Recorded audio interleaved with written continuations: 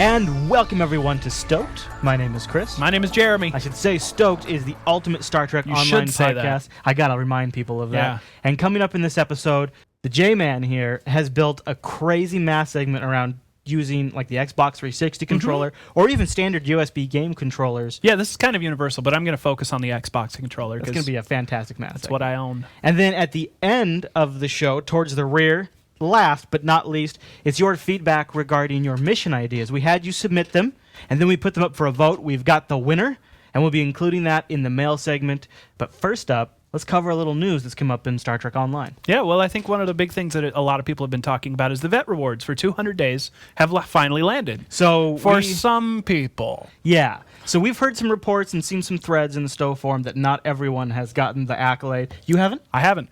Oh. Lord knows I've been here since the beginning, and I haven't gotten it. I don't. So. Yeah, I don't know for sure that I have, but because I logged in the other day and I got up to get a cup of coffee and I sat back down and I saw some accolades were ticking up as I was sitting down, and of course then I didn't check the chat log, but I think maybe I got them. That must have been me getting them because I didn't do anything else. I just logged in. That might have been it. The costume itself is pretty darn snazzy, but some people are complaining some of the gold patches that are on it can't be changed. Yeah, they're just they're always gold. Gaudy maybe. Oh, and if you don't have the 200-day vet reward and you think you should, there's a way within your accolades that you can check what your current day count is. I think I'm actually in the high 180s. So it's close. How do people? And I'm probably showing you some fancy graphics as we speak. Oh, bam! Graphics. All right, so moving on, one of the hot topics this week in the Star Trek Online community has been the secret project that really we know nothing about, but it's one of these. Is it a genius marketing campaign from Cryptic, or is it just something they mentioned and now we're just feeding off of? I'm kind of starting to think that it's just some sort of viral campaign. Well, good for them. They could use a little bit of viral campaign. Yeah, absolutely. So I say great. Now, of course, there's a lot of different people that are saying it's either going to be something like user-generated content, a possibility. We think that's likely. Some people are saying a new playable faction. I think that's pretty unlikely. In fact, actually, we have a confirmation in the show notes that it's not. It's flat out not going to be a faction.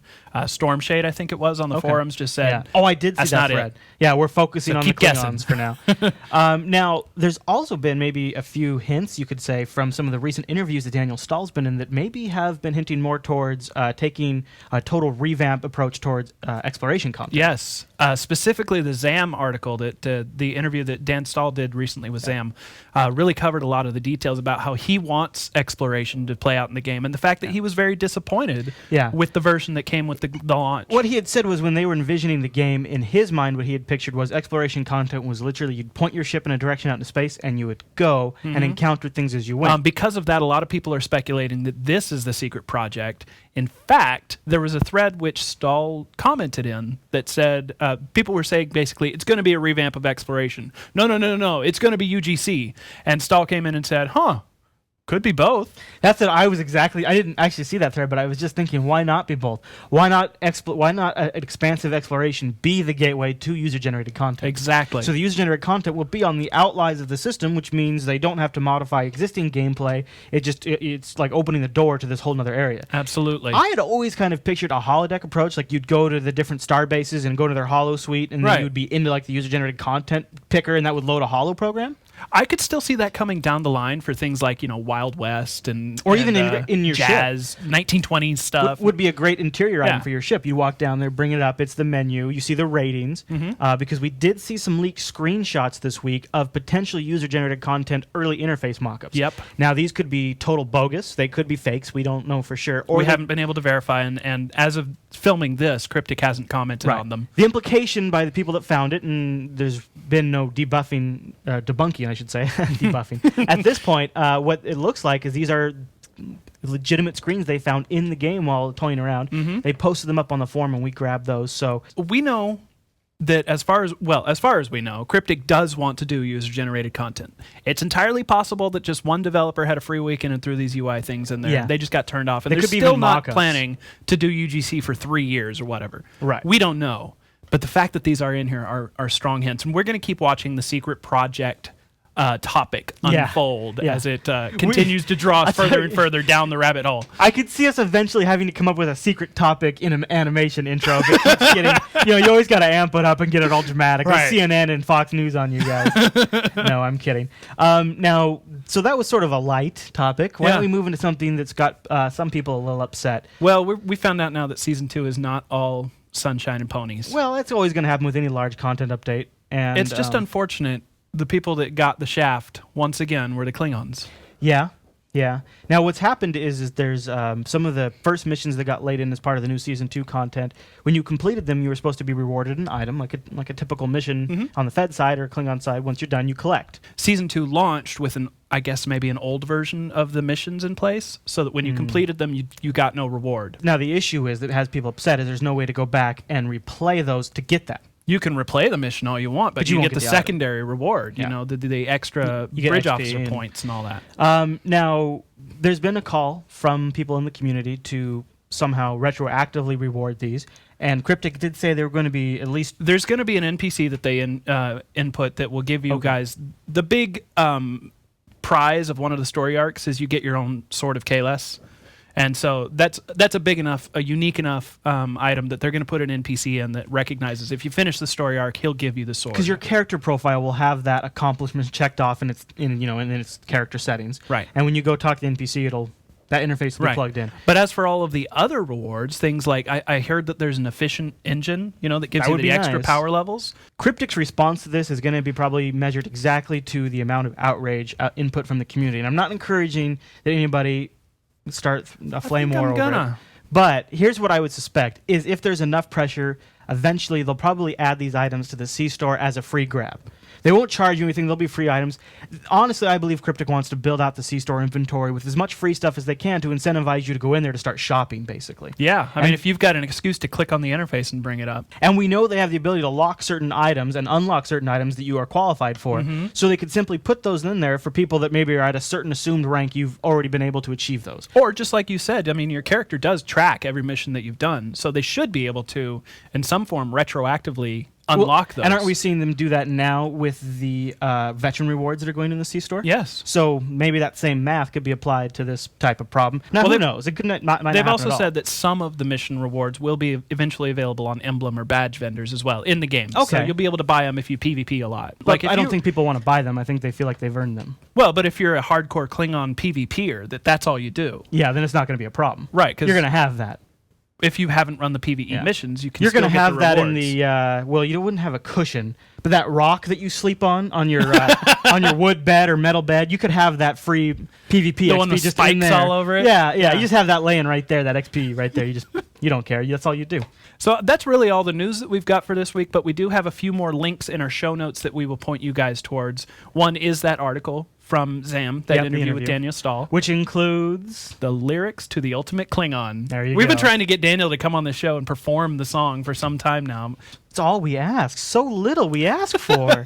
So little, Dan. Some other things is they're doing a poll for what costumes you want to see Yeah. added to the game. Some of them, I guess, are already in the works. So even if you vote for one, the fourth place might actually be the winner because the top ones are already in progress. Oh, I see. And the last thing is a list of kind of a rough calendar for things that are coming to the C-Store and new content, the official launch date for the weekly content. Basically, and everything we've talked about or will talk about are in the show notes over there. So go over to jupiterbroadcasting.com.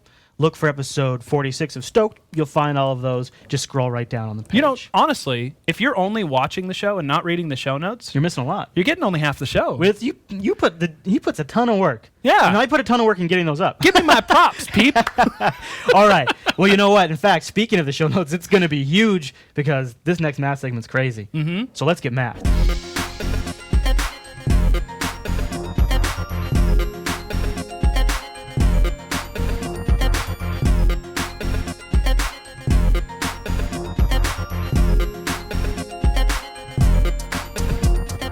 In this edition of You Got Math, I will be taking you outside of the game to a user interface device that I have been getting a lot of questions about, and that is namely the Xbox controller. Booyah. Now, most of the tips and tricks that I will be sharing with you in this are also transferable to any other controller you might have laying around, but specifically for my purposes, I tested with an Xbox, so that's where my experience lies. Now, use of any controller is not fully supported at this time in STO, and the design of the UI and the game mechanics are not very intuitive. There is a large learning curve to making this work, but I'm hoping that I can get you guys on the right path. Now, the very first step in this process is obviously owning a controller. If you already have a wired controller, it's as easy as just plugging the USB connection directly into your computer and move on from there. If you have a wireless controller though, like we have here, you're going to have to get a separate receiver. Now those wireless receivers cost about the same as getting yourself a new wired controller, so it's up to you to decide which, if either, is worth the expenditure. The third option is you can get yourself a play and charge kit that plugs directly into the battery pack on your controller and converts this wireless controller by use of a charging cable with a USB tip into a wired controller. Now, I have not seen any on Amazon that were actually made by Microsoft, so I don't know how you feel about off-brand merchandise, but it makes me a little nervous. The second step in this process is by far the most arduous. This is key binding. There are two primary methods to this, which I will attempt to explain. The first is to rely upon third-party software to map your Xbox controller buttons to key commands or combinations of key commands. The best software I've found for this after some light digging is called Xpadder. It's not free, it's about $10, but it is extremely powerful and actually supports many other controllers in addition to the Xbox. Well worth it in my humble opinion, but if you simply must have free software, the number one suggestion I received was using GlovePie. But after trying this software out myself, I have to say that I'm really unimpressed with the features or ease of use. Or more accurately, the lack thereof. Neat name though.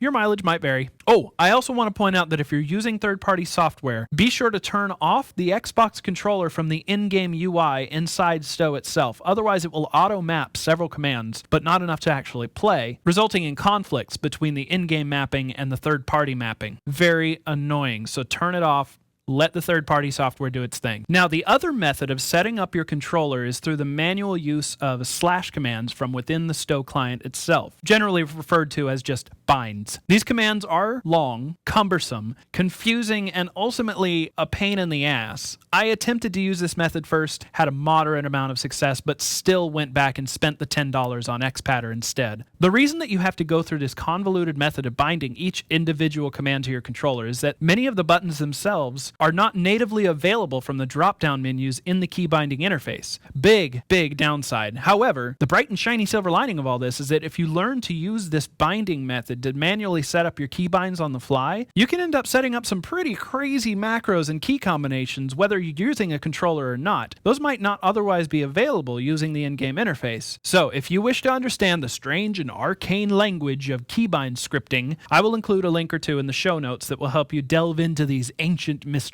Alright, so now you've followed one of these methods and your Xbox controller is toggling abilities and pressing buttons within STO like nobody's business. And you've even gone so far as rearranging your icons and your UI to make more sense with the layouts of the buttons in your hands, and you are ready to rock. Well, slow down there, buckaroo, because I was not kidding when I said there's a learning curve. I've done probably a handful of missions each of space and ground now using this controller, and I still feel like an absolute phoebe. However, I can already see that utilizing this controller once I've mastered it could give the game a whole new feel and really possibly even help me excel as a STO gamer. But it's not all sunshine and daisies. Obviously, with a controller in your hand, you can't type, which means that you'll either have to set down the controller to speak with your buddies or rely solely on voice chat to communicate, or play in silence, but that kind of defeats the purpose of this being a massively multiplayer game, doesn't it? So stop being a hermit. Now, the other very real, very large drawback of this method of controlling is that there are simply not enough buttons on this sucker to map every single command in the game to it. There can't be. Even after binding both the left and right shoulder buttons to Alt and Control, respectively, I had to sacrifice a small handful of skills, which, it's true, I almost never use them anyway, but still, now I don't have access to them at all. Also, there is almost no way in hell that I could ever be a capable healer in a ground away team using this controller. Targeting your teammates is hard enough with a keyboard and mouse. How are you ever supposed supposed to do it with this? And I guess that actually sums up how I feel about this whole thing in a nutshell. For ground combat, the controller is simply inferior. There are too many different little functions you can use, like sprinting and rolling and aim mode, that are very hard to intuitively map to a controller. As such, I feel the combination of a mouse and keyboard is actually far superior for ground combat, especially if you are a support player or a healer of any type. In space, I think using a controller could come out on top. Again, very large learning curve, but once you've mastered it, it's a lot of fun. And I could totally see kicking back with the controller in my hand, staring at a gigantic screen that I don't own, up on the wall, and just playing my butt off with this. I can dream, can't I? Now, obviously, there's more to say about this, some recommendations I have for specific keybinds, but I don't want to get into all that right now. If you're interested in hearing more, or if you have questions about this or anything else we've ever covered on a math segment, email me, jeremy@jupiterbroadcasting.com. And until next time, baby, you got math!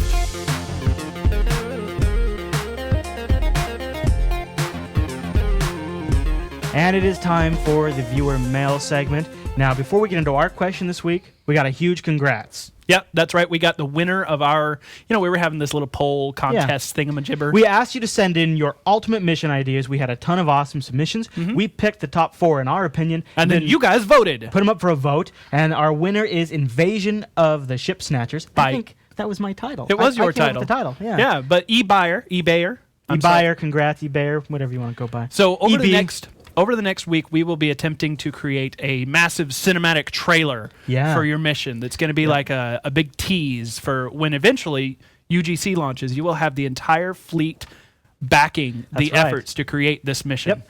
We're going to coordinate inside Jupiter Force to create this awesome mission, and then next week, the trailer. You're going to love it, you guys. Hopefully.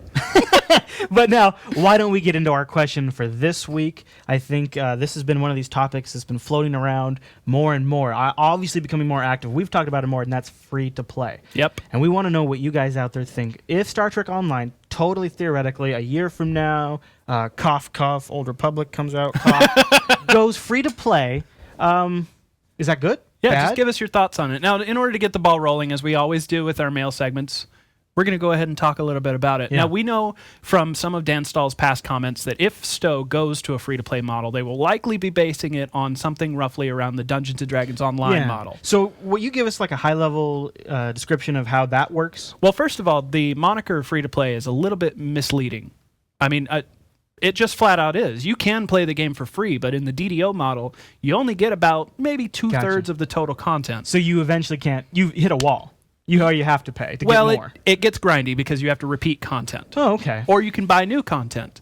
Or you can also unlock new characters or unlock additional character slots or new looks for your characters or all sorts of things that you can buy in this in-game store. Okay. Basically, there's 3 levels. There's free and premium or whatever and subscribed. So people that are subscribed to the game get a monthly allowance for buying things on the store. But because they're subscribed, they also get all of the content unlocked. Right, it's automatically available to them. Right. Which is, I'm sure, exactly what would happen in the case of Star Trek Online. And in the case of DDO, right, it's if you're a lifetimer, these credits just are essentially store credits that build for any subscriber, I believe.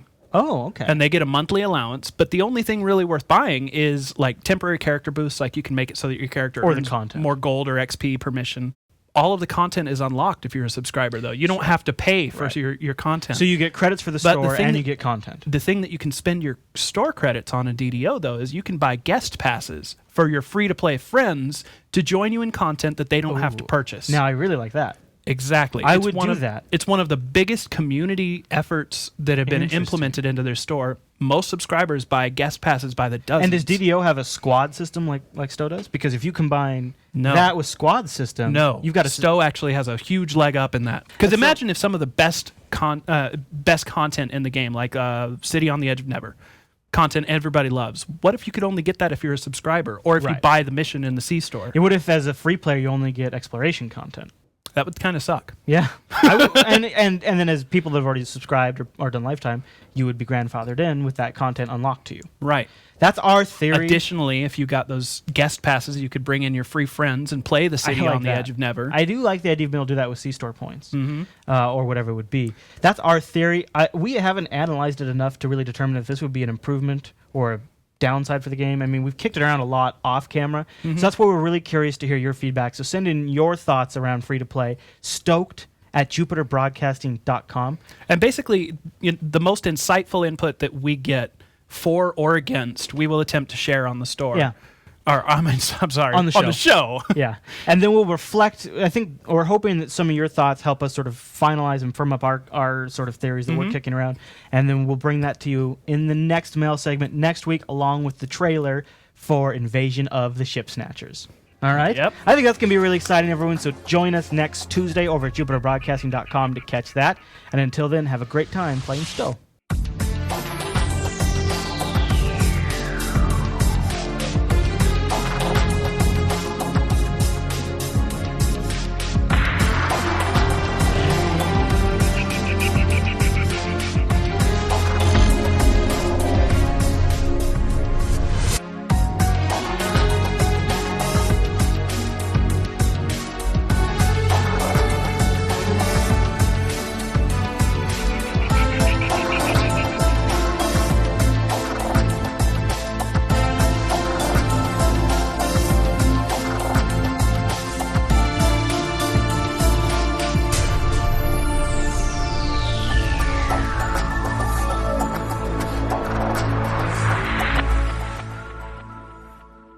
Make me a sandwich, too.